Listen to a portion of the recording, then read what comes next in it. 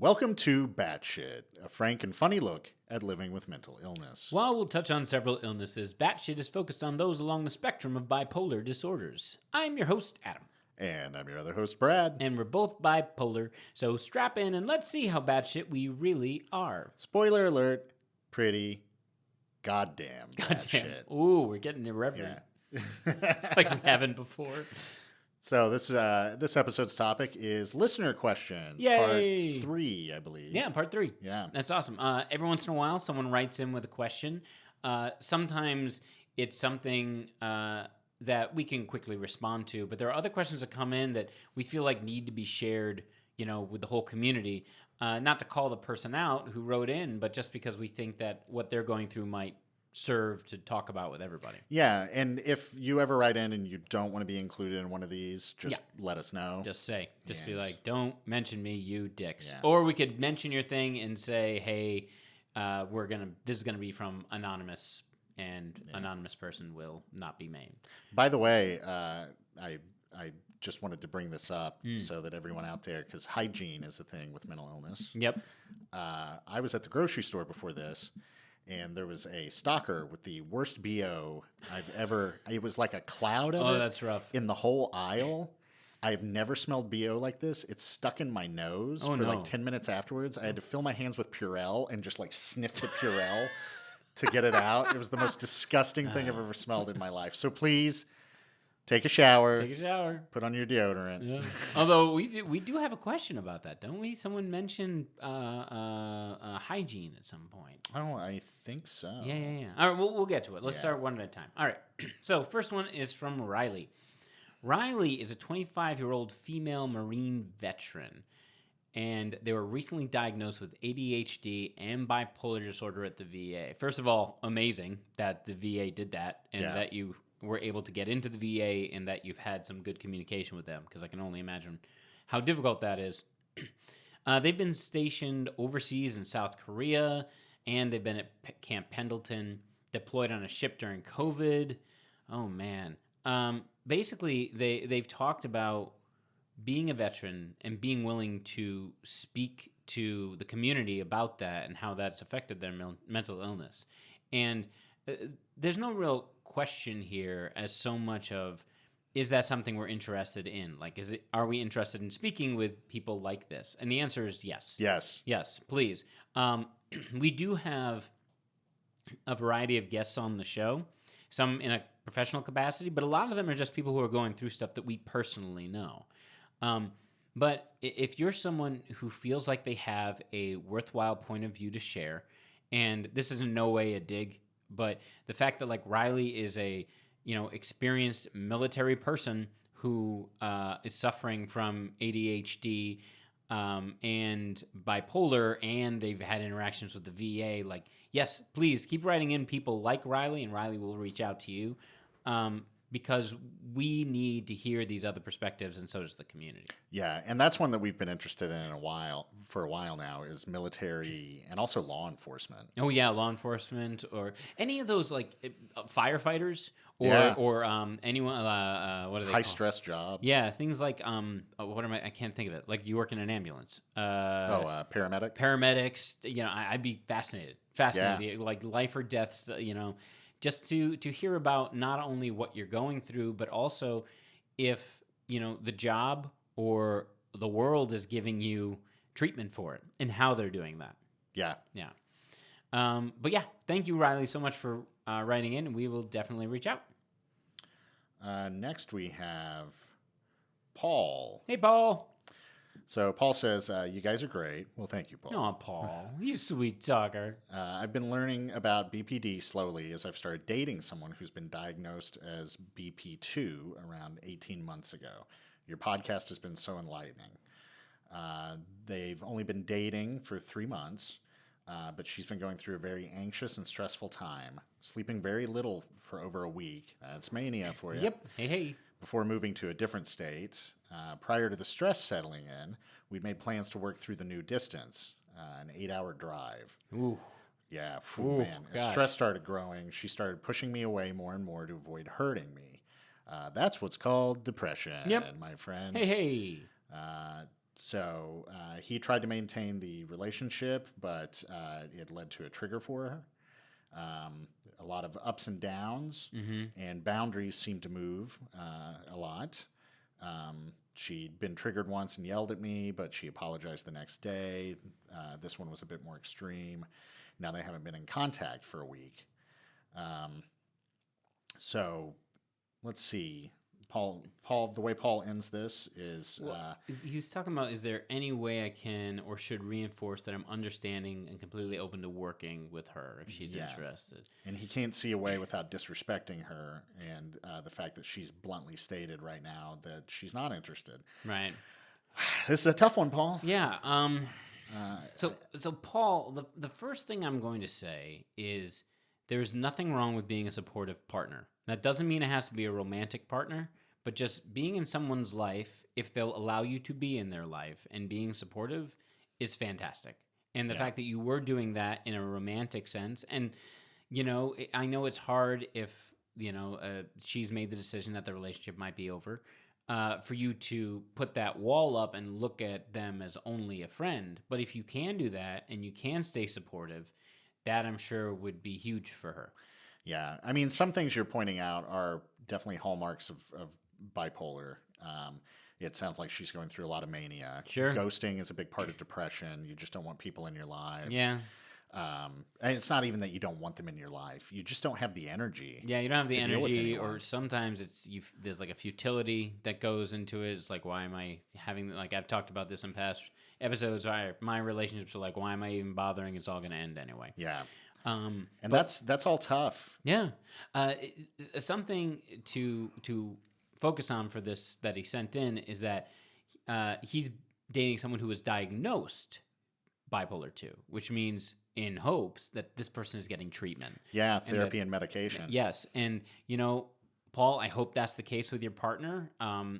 Unfortunately, there's only so much you can do to convince someone to seek help, but the fact that they're getting diagnosed probably goes a long way towards that.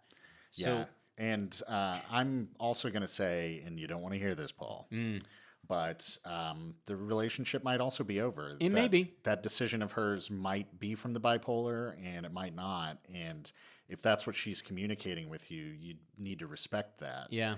However, if you do truly feel it's the bipolar, I think reaching out one last time and just saying, hey, I know you're struggling with some things. I'm here for you if or when you need me. Yep. Feel free to reach out at any time, and then just backing off and letting her have her space. Let her have her space. I mean, here's another thing to consider, Paul. When I've been in manic episodes and I've been in relationships, I've done some really shitty things that every time I then see that person or think about that person, what I think about is that shitty thing I did. And sometimes that can be really hard for a person to get past. I would the guilt and the shame. Yeah. Sometimes, she may have yelled at you and she may have said she ended the relationship. And then even if she's feeling differently, feels so guilty and ashamed of it, she's not reaching out. Yeah. So it's something to consider, but Brad's completely right.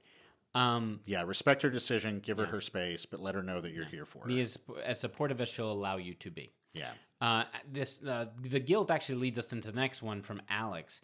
Recently found your podcast in helping you come into terms with your bipolar 2. That's awesome. Makes me feel like I'm not alone in my struggle, and you're not alone, Alex. I promise you that. So they ask, do you have any tips for dealing with the guilt that comes along after a manic episode? I'm not laughing at your question, Alex, so much as the inner pain. No, the guilt that comes along with a manic episode. How do you deal with it? Oh, God damn it. It's tough. To the point where I actually wonder if a lot of the guilt is chemical. Because sometimes I'll go into an episode. I don't interact with anyone in the episode. Like I'm doing whatever my crazy shit is on my own. I don't talk to friends. I don't talk to family. So I don't actually do anything to anyone. But when I come out of it, I still feel intense shame and guilt regardless. Well, I mean, is that also intense shame and guilt felt because you have this disease and this disease won for a minute? I mean, it might be. It might be a little bit of like self-loathing. Self-loathing type of thing? But I do wonder if there's a chemical component. Yeah, maybe. Yeah, maybe. So The guilt that comes along with a manic episode, that's really tough, Alex, because obviously it depends on what happened in that manic episode and the people you hurt or the mistakes you made. Hopefully the people that were affected or the things that were affected by this manic episode are aware of your diagnosis, of your bipolar 2 diagnosis, and are more forgiving. But I think the key, especially if you want to maintain relationships, is not to hide from it. Yeah. Don't hide from what happened. You got to own up to it. Yeah. If you don't own up to it, all you're doing is you're letting that disease win because it's a form of denial. You're denying the disease. Yeah. Recognize what you did, admit it, apologize. Yep. And then try to explain, your disease to someone. Right. And we're not saying that's going to solve it. I mean, you may burn relationships to the ground. God knows we have. Chances are you will, unfortunately. Yeah. But the ones that you don't, the ones that hear you and respond to you in a positive manner or are accepting of, those are the relationships you really want in your damn life. So something to think about. Yeah. I'm sorry. I'm sorry we don't have a better answer for this question. Not that was a bad answer. No. It's just it's something we struggle with too.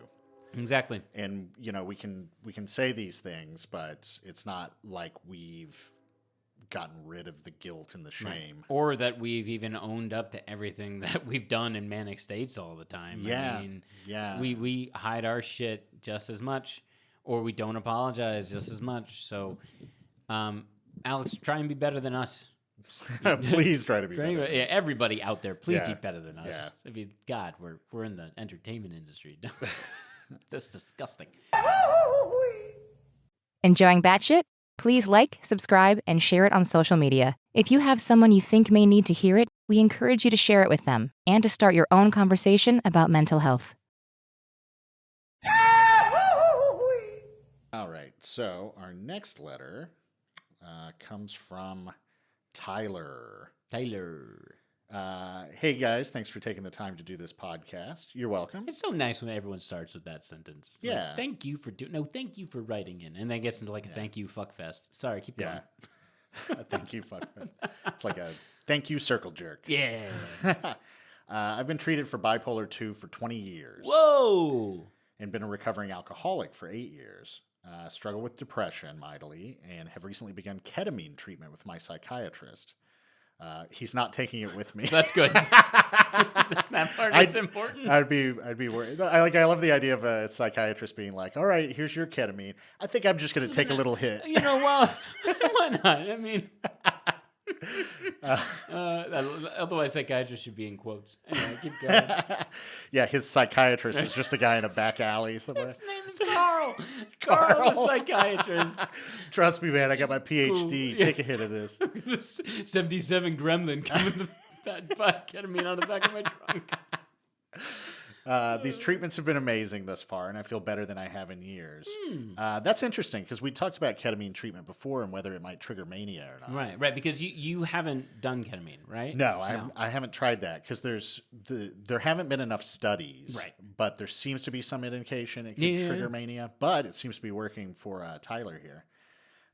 He was very hesitant at first, but desperation and research got him to take the plunge. Sure. He's done therapy for years plus meds, but until he started listening to the podcast, has not been able to laugh about the diagnosis. Yeah. That's a hard thing. That is super hard to with do. all this stuff. Because you're laughing at yourself. You're not only laughing at yourself, but it seems so grave. Like this is a thing that ruined your life over and over again. But he's not found humor in the diagnosis until he heard our takes on so many things he's experienced. Taking it out of the clinical terminology and relating actual experiences has made the whole thing lighter for him to carry. So he truly appreciates us sharing and being vulnerable. His wife, who's one of those normal people. Normies. Gross. Also listens and has found it very reassuring and affirming of many things I say I go through. That's a tough thing because we can talk about what we're going through to people, but I don't think they always get it. No, of course not. And I think sometimes, even if they're sympathetic and empathetic and they want to understand, I think they still see some of it as character flaws. Sure, of course they do. Yeah. And it's interesting because I will talk with some people and they will try to empathize, and they'll say something back like, "Oh yeah, like this," and I'm like, "No." Yeah. no, not even close, not in the ballpark. But I appreciate their attempt at empathizing. But I know what you mean about them. You still feel like they look at you cross-eyed. You know what I mean? Like, oh, that's a character. Yeah. That's just Brad, or that's just Adam having it. Oh, he did this weird thing. He's a weirdo. Like, yeah. Not like my normal wife. Yeah. Normies. Tyler's normie wife. Weird. As a side note, he goes on, I strongly relate to Brad's recent experience trying to get treatment. When I decided to get help for alcoholism, I had to call 10 plus places to find somewhere that took my insurance and would do inpatient. When I got there, I was forced to go to a medical facility first for several days before I could go into treatment. The whole damn thing was very discouraging, but thankfully I did get in and was able to get the help I needed. Keep on going and know that your efforts are helping and appreciated. Yeah, man, our system is just so fucking broken. So fucking broken, dude. So fucking broken. Like, what if he was in serious crisis? Yeah, and he needed help that? right now. Yeah. Right now. And, like, I wonder this. Like, for instance, I have a psychologist that I see. And let's say I'm at a point where I need to self-commit. If I call my psychologist, because luckily enough I do have their contact information, do you think they could get me in somewhere, like, immediately? I don't know. How, you know, like I don't know that they would.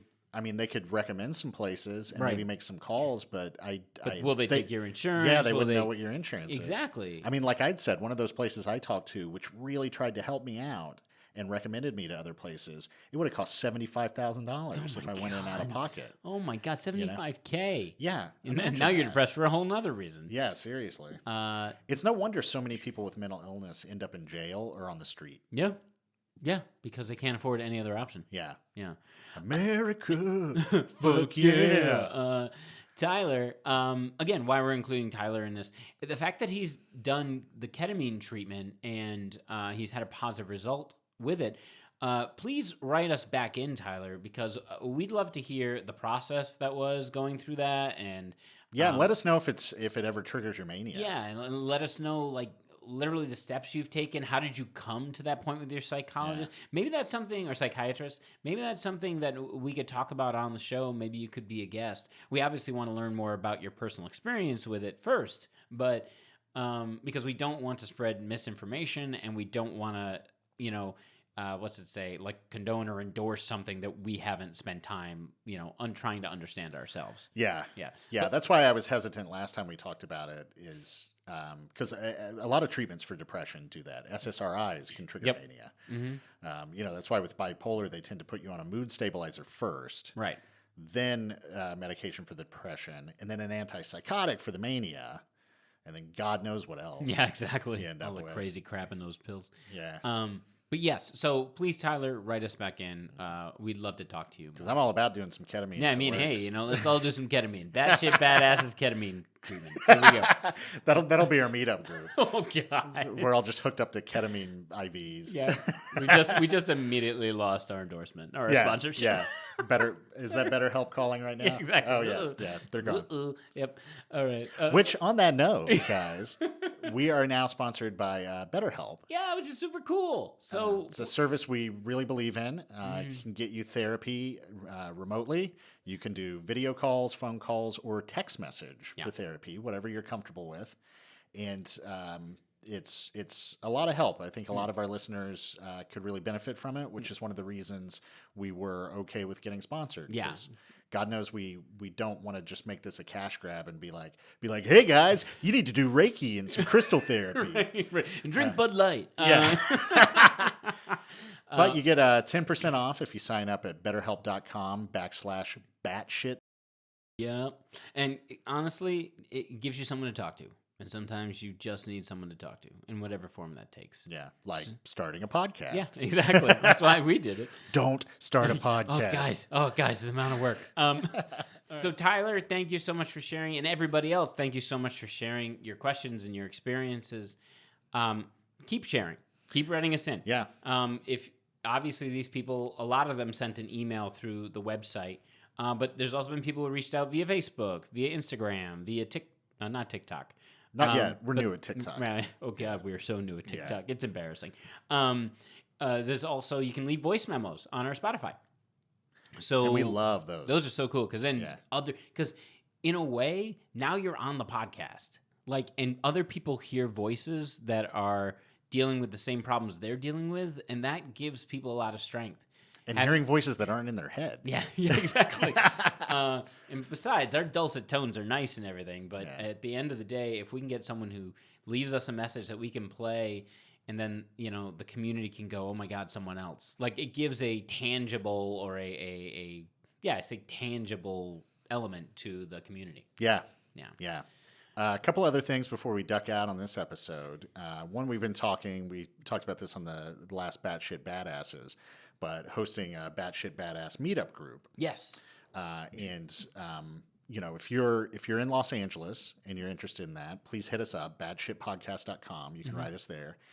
And so we get an idea of how many people in this area might be interested. But if you're somewhere else and want to start a meetup group and need any kind of help, advice, our endorsement, whatever you need, please write us. I would prefer our endorsement just so there's not a lot of like random groups out there saying they're batshit badass, and then people are like, "Man, I showed up and everybody was just doing coke." Right, exactly. Right. Well, they went on a killing spree in Texas, and they were calling themselves batshit badasses. Oh no! Oh, well, you know what they say: no publicity is bad publicity.